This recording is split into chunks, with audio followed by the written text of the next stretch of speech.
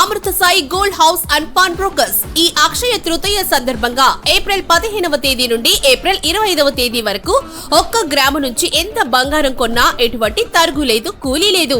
తాకట్టు వ్యాపారం, బంగారు ఆభరణాలపై రుణ సౌకర్యం కలదు. ఈ అక్షయ తృతీయ సందర్భంగా ప్రతి ఇంట బంగారం, వెండి, లక్ష్మీ కటాక్షం చేకూరాలి. ఇట్లు దేవతి రామారావు, దేవతి ఈశ్వర్ సాయి, దేవతి వారి Amrutha Sai gold house and pawn brokers, JK hotel ప్రక్కన, కురిచేడు రోడ్, దర్శి.